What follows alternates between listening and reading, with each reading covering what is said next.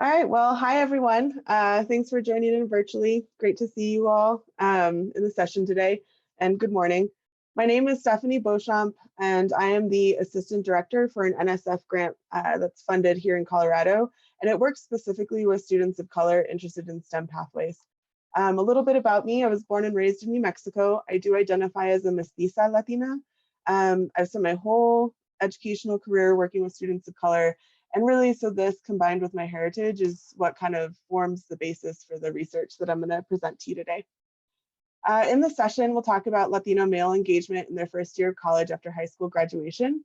We'll look at GPA outcome data, as well as interviews where Latino males discuss how concurrent enrollment impacted their college experiences after high school graduation. There's going to be times throughout the presentation where I'll ask for your thoughts in the chat.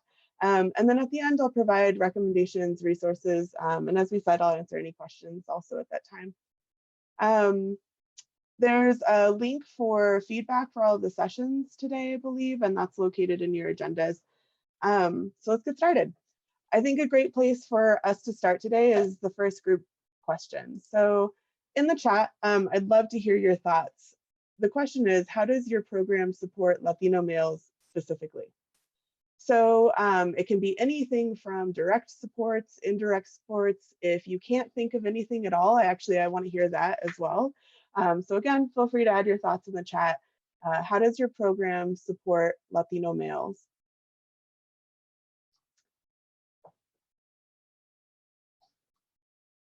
And while you're adding your thoughts in the chat, let's go ahead and take a small glimpse into the Latino educational profile. I think that's a really great basis for us to understand the research that's presented today. So we'll start with the Latinx diaspora. And if you're not familiar with this phrase, it means actually quite a bit of things, but for purposes of today, we'll condense it down to talk about how Latinx populations are migrating throughout the United States, both from outside of the border as well as within. And so what we're seeing are a lot of Latinx populations in places that we wouldn't normally expect, places like Georgia. There's some places throughout the Midwest. And so when we talk about some of the experiences of our Latino male students today, it's important to keep in mind that these issues aren't just central to Colorado or the Southwest. It's really issues that are impacting us sort of nationwide.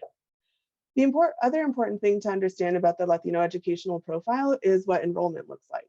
So we're actually seeing an increase in enrollment for Latinx populations, again, throughout the United States, both in K-12 settings as well as in college settings. And so if you take a look at the map that's pictured there, the red line is our Latinx populations. And in fact, they're actually the only demographic group since about 2010 that are increasing in college enrollment throughout the United States. All other demographic groups are decreasing in enrollment, which is pretty interesting to see. But when we take a look at actual credential attainment data, it's not lining up, right? So the graph that you see pictured there is a comparison of high school diploma rates and bachelor degree attainment rates for our Latinx populations, our Black and African American populations, as well as our white populations, broken down by gender. And so consistently across the board, whether we're looking at high school diploma credential attainment rate, it could be certificates, associate degrees, all the way through to doctoral level degrees, consistently our Latino males are the lowest demographic group in attainment rates. So if you take a look at the bachelor degree attainment rate, for example, our Latino males are earning their bachelor's degree at a rate that's less than half of their white males peers. And so the question is, what's the problem, right? Well, you might have guessed, we have high enrollment of our Latinx populations, in particular our Latino males, but unfortunately, the degree attainment rates just aren't matching, right? So the big question, how can concurrent enrollment, can it help close this gap that we're seeing? And before I talk about some of the national data, I have another question for you. So what high outcomes do you see from your concurrent enrollment students, either in your program or statewide, or just maybe some literature that you've read? What are some of those high outcomes that you expect from students who have previously taken concurrent enrollment programs? And I'll give you one example. Maybe in your particular program, you see concurrent enrollment students coming in, matriculating into your college, and maybe there's less need for remediation. So from your programs, again, what are those high outcomes that you see? Feel free to add them in the chat. Love to know your thoughts. So yeah, Mary, for example, talked about pass rates over 90%. Absolutely. We see very high pass rates for our concurrent enrollment students. And that pretty much lines up with what we see nationally as well, right? So as you may know, concurrent enrollment is present in all 50 US states. 38 states have legislation surrounding concurrent enrollment. And in fact, 29 of those states have legislation that's either specific to minoritized students or has legislation that has an extended mission or intent to support creating access to minoritized students. And pretty consistently across the board throughout the US, we also see concurrent enrollment touting these high outcomes, right? So Mary talked about pass rates over 90%, passing all of subsequent college classes. I see in the chat, confidence going into post high school programs, absolutely. So yeah, other ones that I've seen, high GPA outcomes, higher transfer rates. So consistently across the board, we're seeing our concurrent enrollment students with these high outcomes as they participate in a CE program first. What the data won't tell you though, is that there's some gaps, right? So first, nationally, concurrent enrollment programs are predominantly accessed by white affluent students. Not true for Colorado, but in many other states, students sometimes have to pay out of pocket for classes. So that might be why we see national data predominantly leaning towards white affluent students. Within Colorado, it's really going to depend on the district that the program is serving, of course. We now have legislation that says, advertisement for the program has to go out twice a year. Before we had that legislation, we might have seen programs predominantly accessed by white affluent students because there's maybe just, generational college attendance by families. But really the gap here and the big question is, if programs are being accessed by predominantly white affluent students, is that skewing the data towards high outcomes? And we just don't know because the data isn't there, right? Another big gap in some of this literature that we see is that, data is nationally, sometimes it's just not disaggregated by race and ethnicity or other demographic categories like gender. And of course, that's a big gap, but oftentimes when data is disaggregated by race and ethnicity or other demographic categories, sometimes that can be very deficit based. What I mean by that is that data sometimes turns into how white students are performing as compared to all other demographic groups, right? Because our white students are oftentimes outperforming other demographic groups, we get these two lump sum categories, white students and all others. And so really those comparisons really become deficit based. So what does the data say from the research that I did here in Colorado? So I took a look at two Colorado community colleges that belong to the system office. Both were Hispanic serving institutions. If you're not familiar with that term, it just means that both colleges serve at minimum 25% Hispanic students. The students that participated both in GPA data that we're going to see in a minute, as well as the interviews, all identified as Latino males, but it's important to point out that there were different forms of identification here, right? So some identified as Mexican American, some identified as Hispanic, some identified as Latino. So we had, even within this narrow demographic group, we still had a wide variety of how people identified. All the students belong to, at one point in time, a community college, the two that are included in this data. They aged between 18 to 21 years old. And this was really because I looked at data for up to 3 years after high school graduation. So to take a look at the GPA outcomes, the first comparison was between our Latino males who took concurrent enrollment classes and our Latino males who did not take concurrent enrollment classes. And you can see here a large percentage of our Latino males across the board identify as first generation. And then on average, our concurrent enrollment Latino males are earning about 9.7 CE credits. So in the first semester, what we did see is that our Latino males who take concurrent enrollment classes, they do in fact have a significantly higher GPA than our Latino males who don't take concurrent enrollment classes. And this is true also for second semester as well. So again, our CE Latino males, first and second semester after high school graduation are earning a significantly higher GPA than their non-CE Latino male peers. But if you haven't noticed yet, there's a big problem with the numbers presented, right? And that's how low these GPAs are across the board. Whether our Latino males are taking CE classes or not, that average GPA of a 1.9 or a 1.6 is really just, in my opinion, too low to be considered a high outcome, right? This 1.9, 1.6, it's below that 2.0 threshold that a lot of us have to consider C average passing, right? And so in this first semester, what we're seeing is quite a few students who Latino males in particular, who just might not be passing their classes.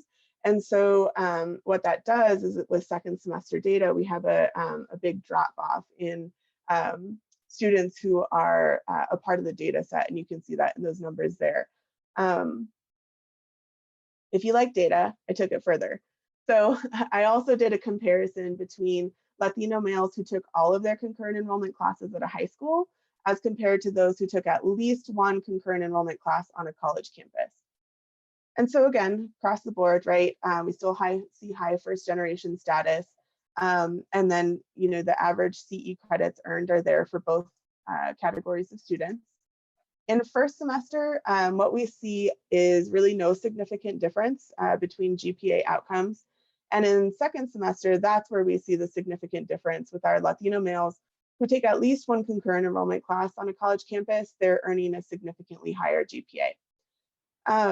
Again, just to speak to what's important about these GPAs when comparing these two groups, of course, data matches, right? We have low GPAs across the board, but if our Latino males take at least one concurrent enrollment class on a college campus, they're going to earn just above that 2.0 threshold.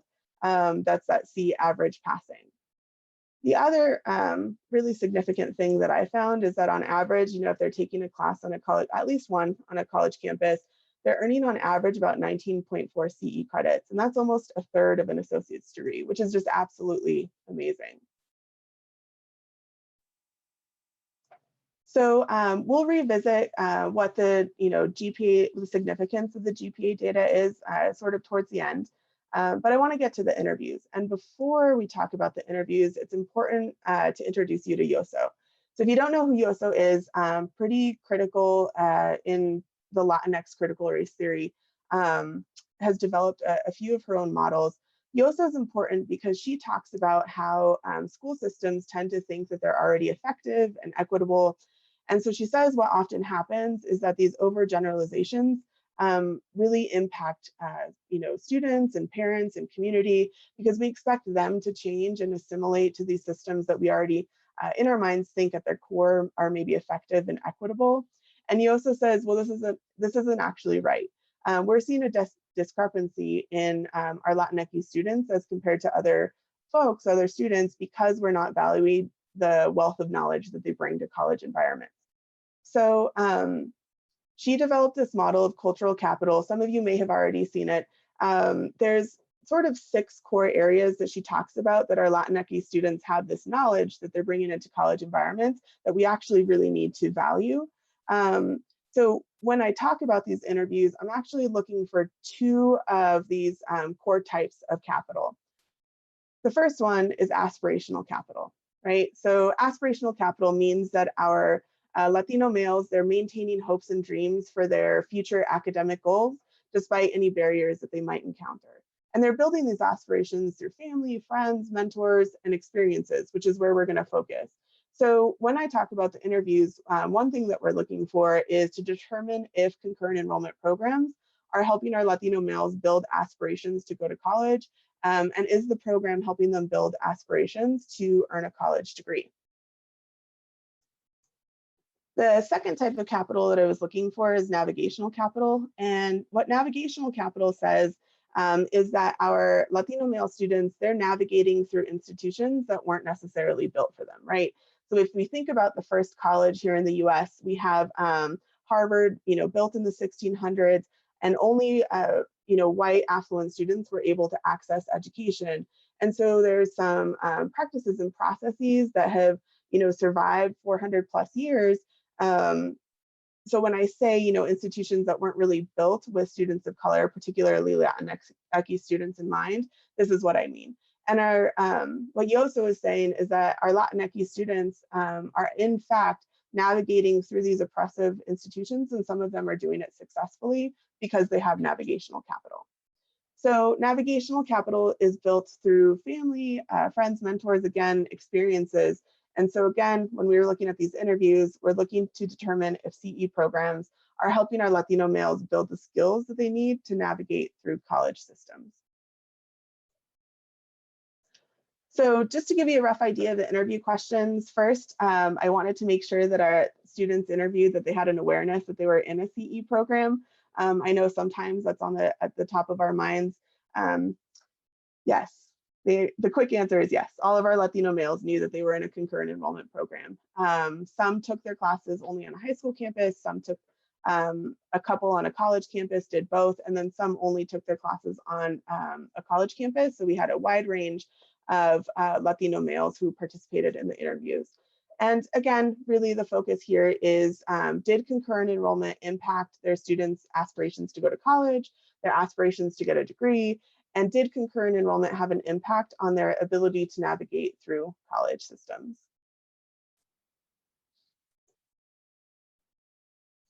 So the first look is aspirational capital. And so I looked for aspirational capital through things like, do our Latino male students, after participating in a CE program, do they have like an increased motivation to go to college? Or did they attribute concurrent enrollment to giving them an increased access to college? And some of the kind of bigger themes that were mentioned was our Latino male students found that concurrent enrollment programs gave them a head start, gave them some self-confidence, gave them some pride. So again, all of these key terms is how we sort of identified building those aspirations. So Gustavo, for example, was a student who talked about how had he not done concurrent enrollment, anything else that he thought about doing or that he would have done, it just wouldn't have happened had he not participated in concurrent enrollment classes.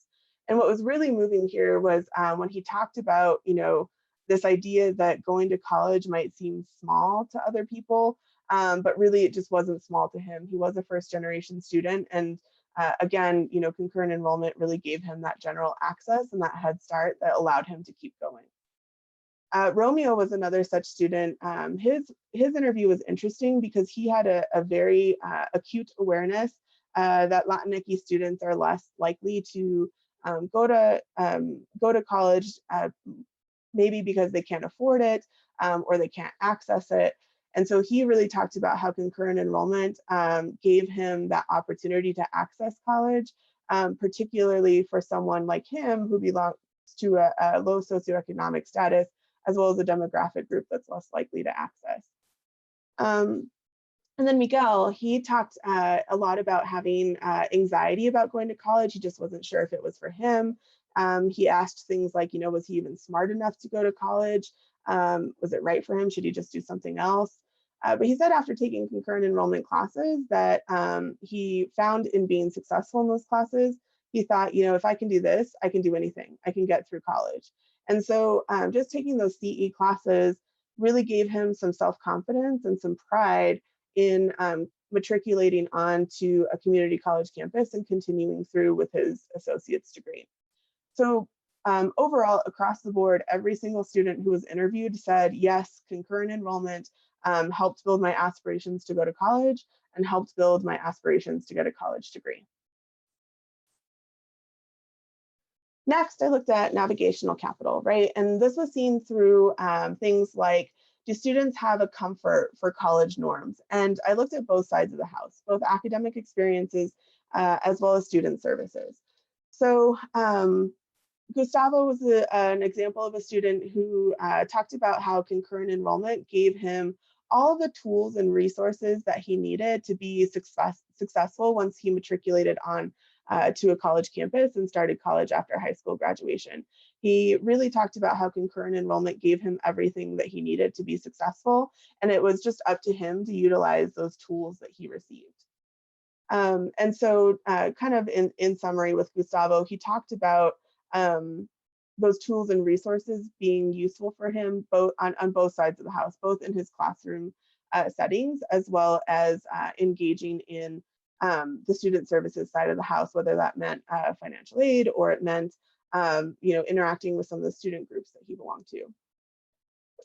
Romeo was an example of a student who talked about how concurrent enrollment, and as you may be able to tell from his quote there, he took his concurrent enrollment classes on a college campus.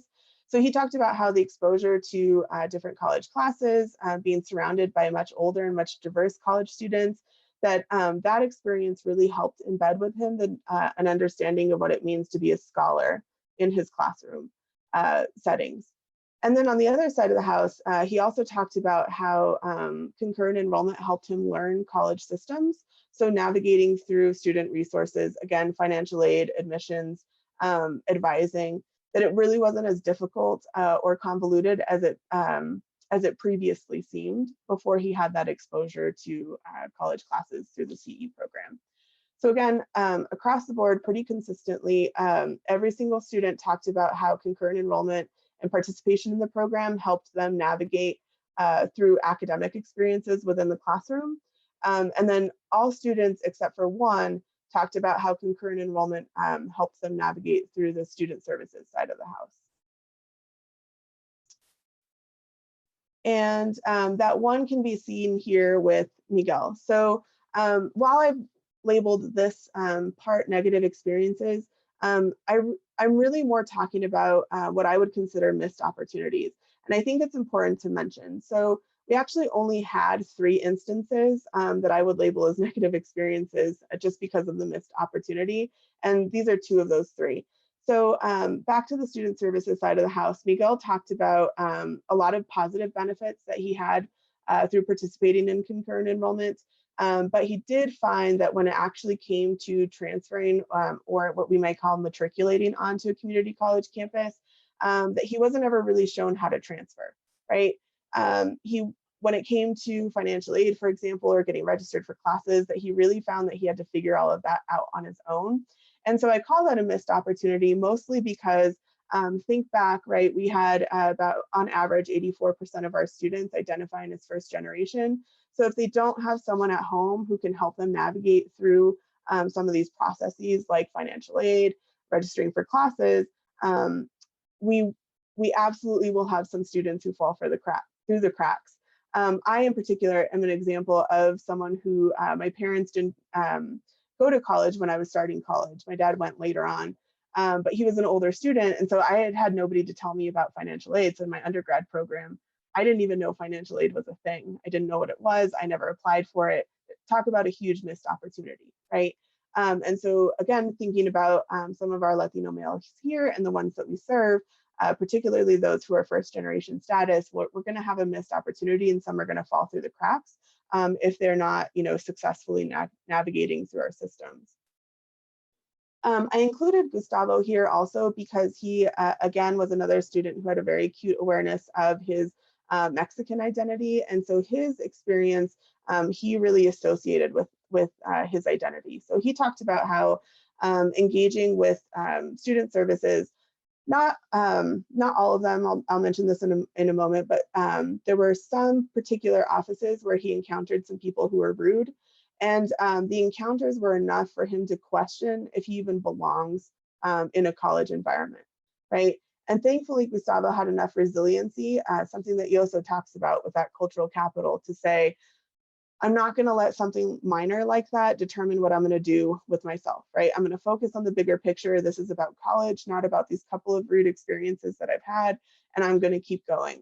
And I also really think some of that resiliency is attributed to Gustavo engaging in quite a few different student social clubs. So he belongs to, for example, there's a Latinx Student Alliance club on his campus.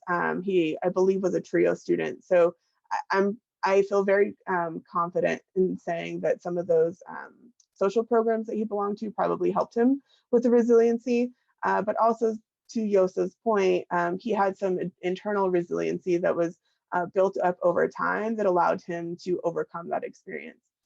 The reason I want to include it here is because we can't say that that's going to be true for all of our students, particularly those who might not have a connection to some of those social programs that'll give them that extra support, right? So if our students are encountering someone rude and they want to give up, it's just really important that we're cognizant of building connections for our students beyond maybe the 1 or 2 interactions that they're going to have on a commuter campus.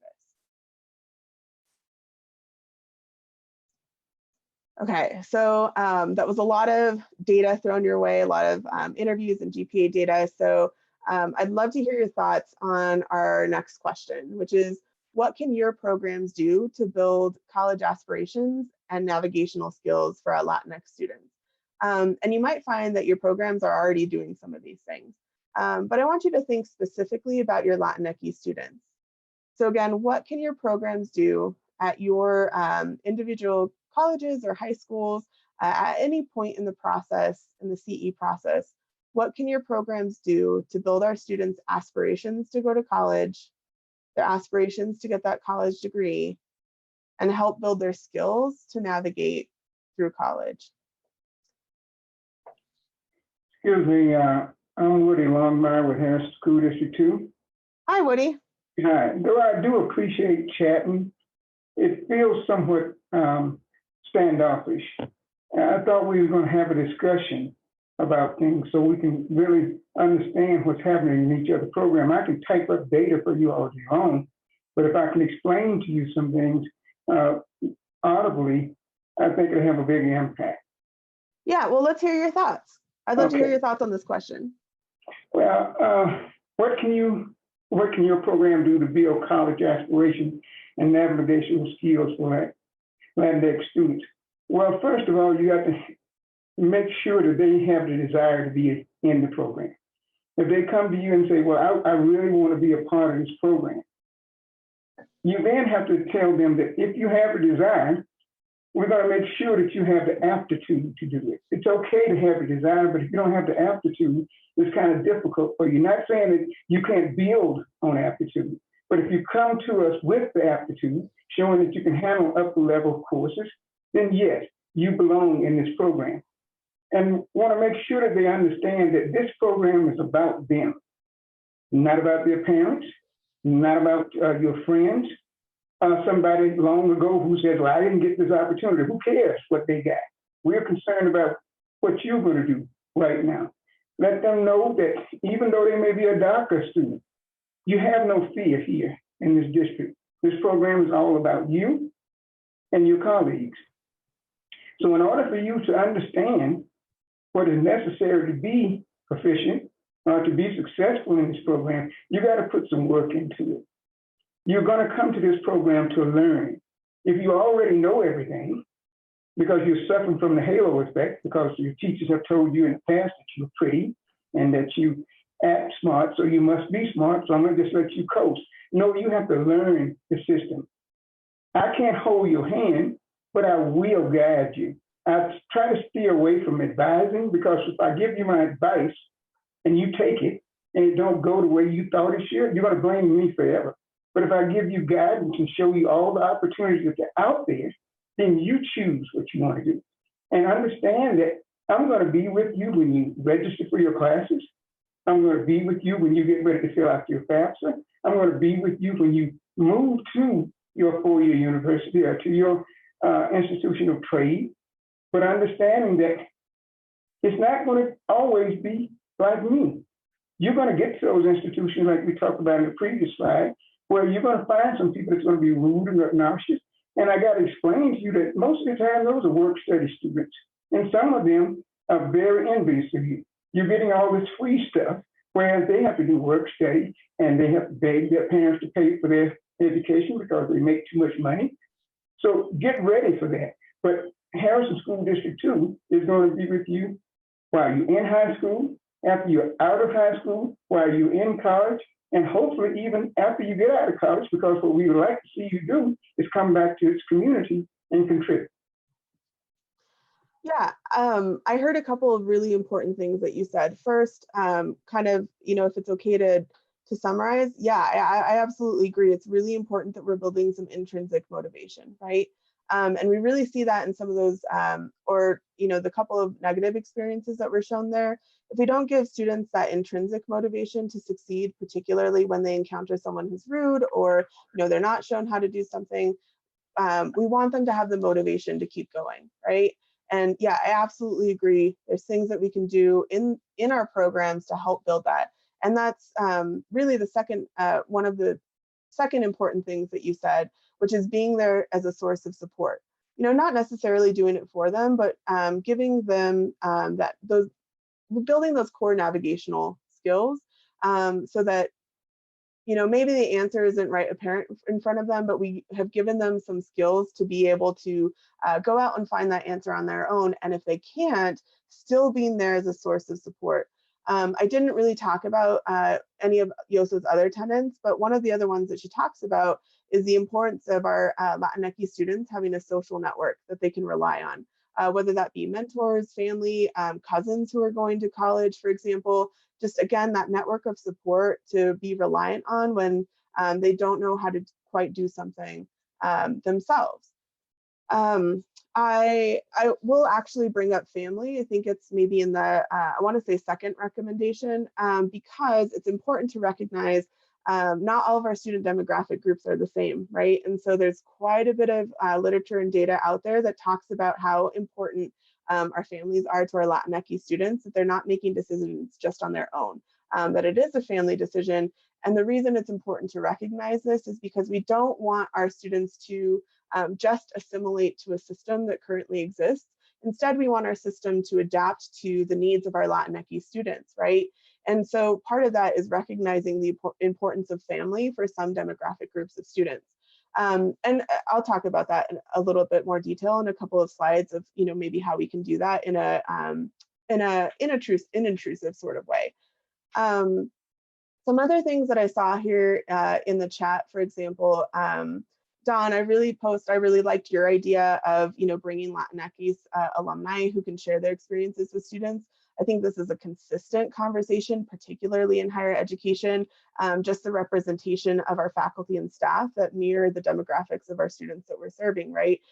So if we have a larger pool of, for example, either Latinx alumni who can either serve as mentors or do these one-off, share my experience type of, I don't know, talks with our students, or it means, our Latinx students seeing more instructors who look like them, who have had similar experiences as them.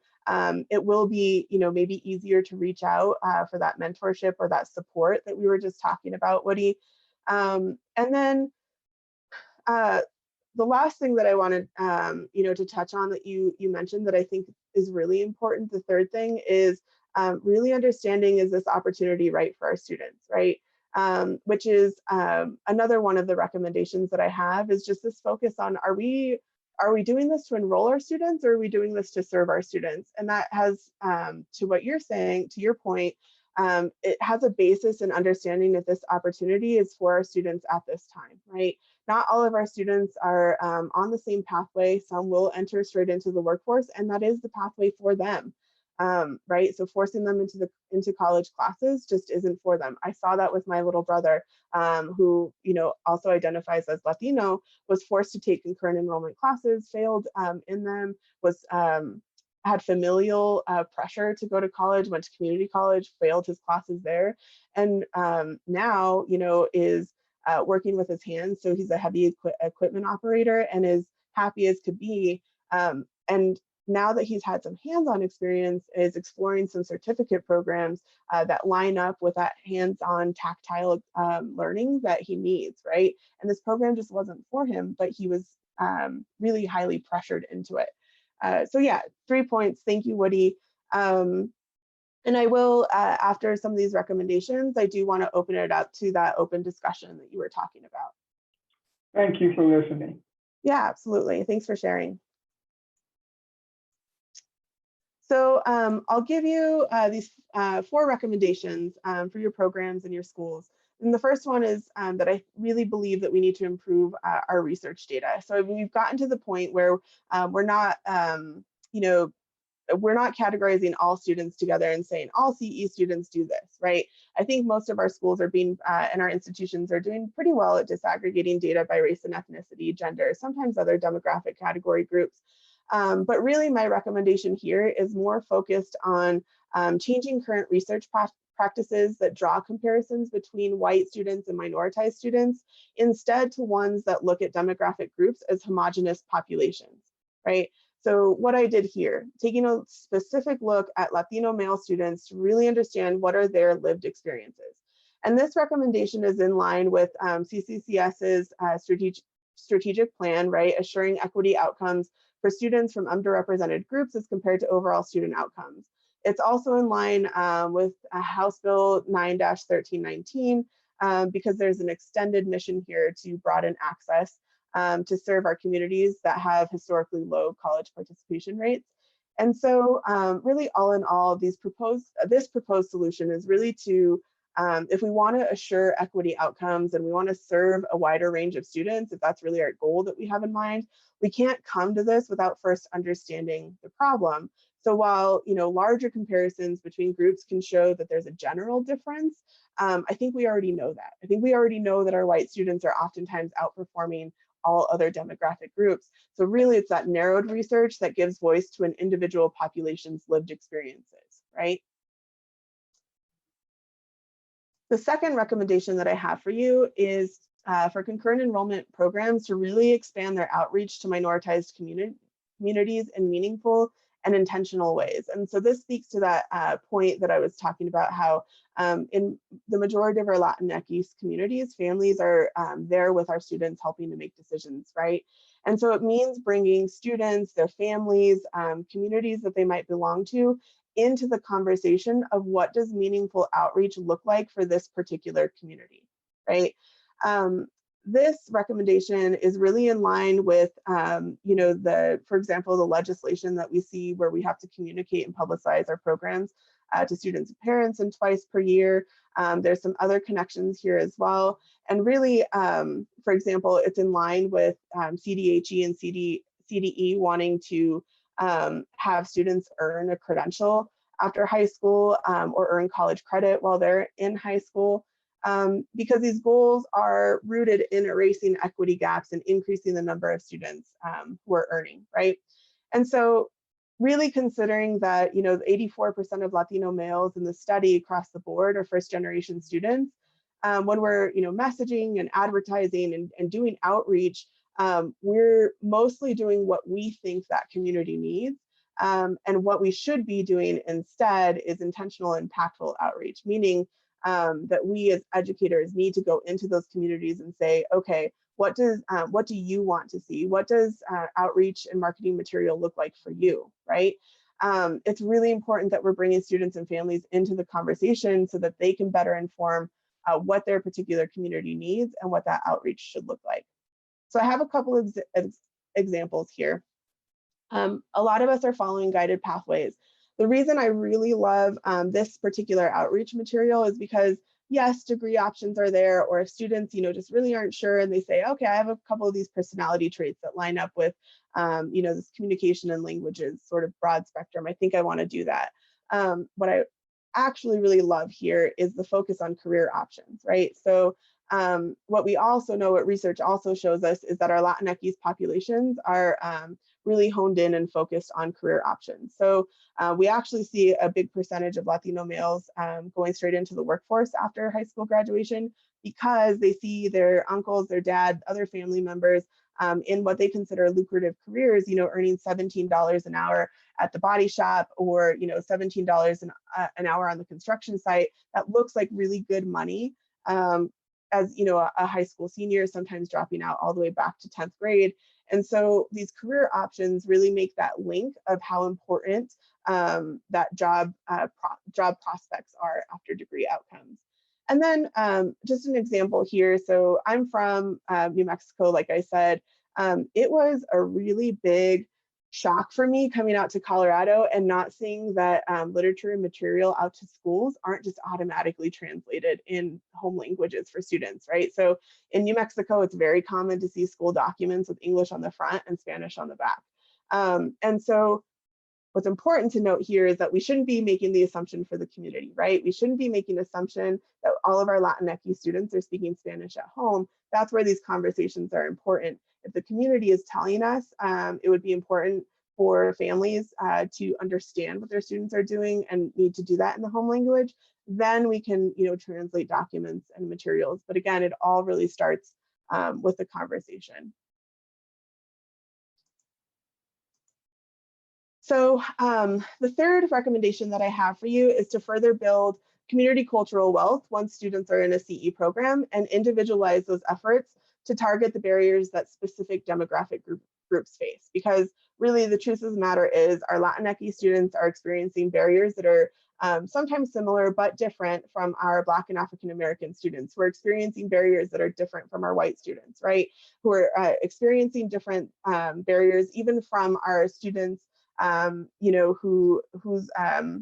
whose home lineage is from outside of the United States. For example, in Aurora, we have a very large Ethiopian community. And so, this recommendation, it's of course in line with Yoso's model of community cultural wealth, as well as really any goals that, where we want to focus on getting, either the workforce or our schools to represent the diversity that we see out in the community, for example. And so really the point of this goal is to say that our instructors, our counselors, they really should be ensuring that our concurrent enrollment students know that they're in a college class, right? They should be holding ongoing conversations about degree goals, provide resources to support degree attainment when experiencing these barriers. And our concurrent enrollment administrators, what's really important here is that if the bottom line is focused on numbers, we really need to shift what that bottom line means away from enrollment and more onto, I should say, moving away from harmful narratives and practices that focus on, I'd say, the sheer volume of students enrolling in concurrent enrollment programs to really targeted efforts focused on sustaining our students' continued persistence, right? So where we want to be careful is when our goals focus on enrollment. So for example, to be an HSI institution, for example, we have to enroll 25% students Hispanic. Well, that particular, outcome focuses on enrollment. It doesn't focus on actually serving our students or credential outcomes, right? We see that with CDHE's goal of 66% of our students to earn a credential. Again, the focus is on that outcome, and so that we can really target our efforts on serving our students along the way. So the consideration here is like, would we be concerned if our students transferred to college, but then, dropped out after one semester? The question is, did we really prepare them for college if that's the case? Or, are we focused on enrollment and then passing on the blame once the students is transferred? Most important, I think, really are our efforts to support and sustain community cultural wealth, which focuses on, again, those individual communities of students rather than employing one blanket strategy and hoping that we get all students within that one strategy.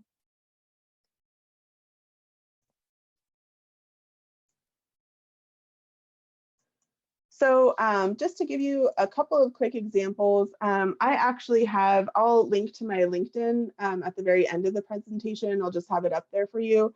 And all of these materials are uploaded on a document on my LinkedIn page if you're interested in downloading them, using them.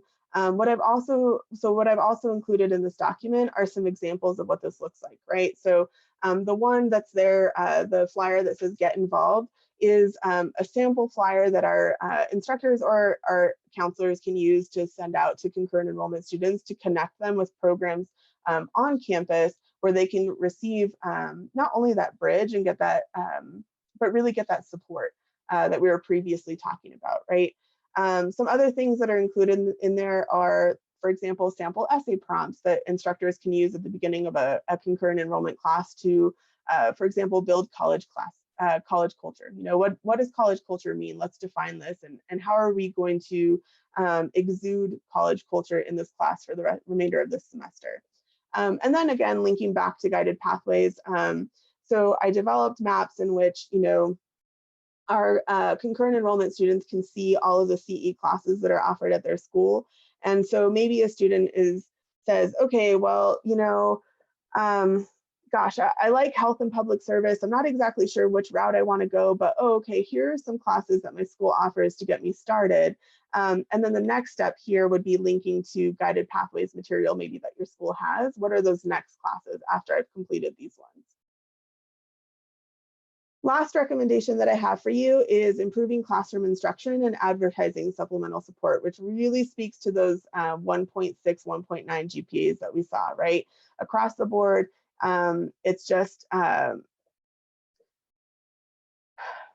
this particular recommendation, let me start here. It's in line with CCCS's strategic plan, with CDHE's second goal. And again, you know, really with any goal that focuses on closing attainment gaps for students of color. So while first and second semester GPAs were higher for CE Latino males than non-CE Latino males, they were still problematic, right? The 1.6, the 1.9. If an entire population of students are experiencing low performance outcomes, we can't say that, well, as good as the students, that's as good as they can do, right? We need to do better. And that means improving classroom instruction as well as advertising supplemental support programs that are listed there. I want to take a moment here to, I'm going to skip the rest. I'll go straight to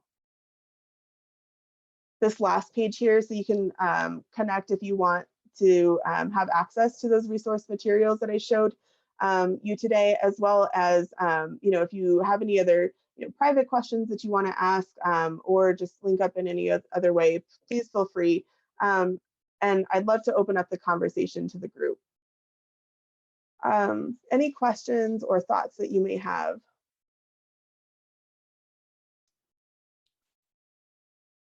I want to thank you, Dr. Beauchamp. We have about 4 minutes left. So if you've got a question, please ask it.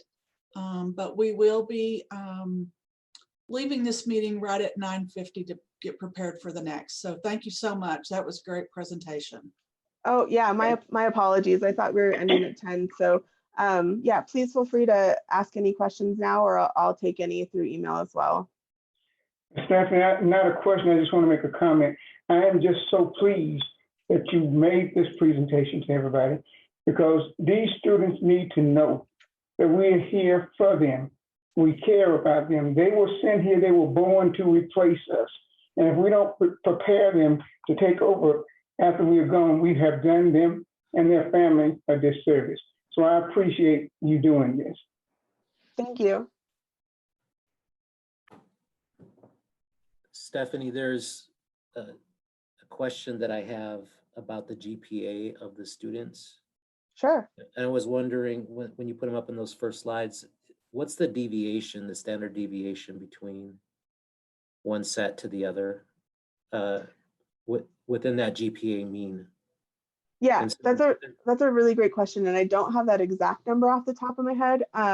But Dr. Velasquez, if you would put your maybe send me your email, I'm happy to send you sort of the we'll call it the official report, and that actually has that mean in there. One more question, and I think you kind of touched on it, was that a lot of the students identified differently than just Latinx. Right. And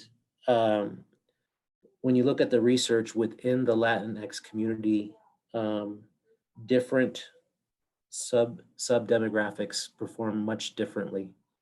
And so by putting everybody into a giant pot, it really dilutes the data. Students that arrive, or new arrivals in high school, have like a 95% or 90% chance of not graduating high school. And so I just know that depending on when you arrive to the country, what groups you're actually identify as really have different indicators of the needs of those communities. And so I would like to see something along those lines as well. Yeah, I couldn't agree more. And that's the deeper dive, right?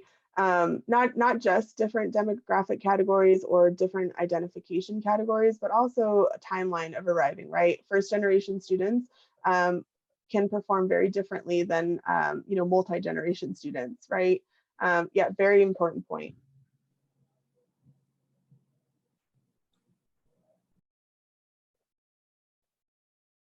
Yes, I love this in the chat, right? Expanding to look at students with disabilities, absolutely. And it seems like you're really picking up on the idea here of, those deeper dives at specific homogeneous data is really how we better inform our practices so that we really understand what those lived experiences are of one particular group so that we can, target efforts rather than, again, employ these blanket strategies that really, let's be honest, just aren't going to reach everyone.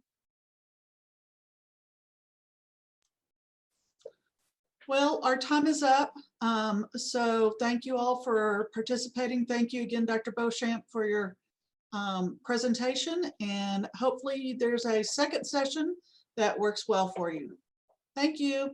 Don't forget to do the survey. Thank you all.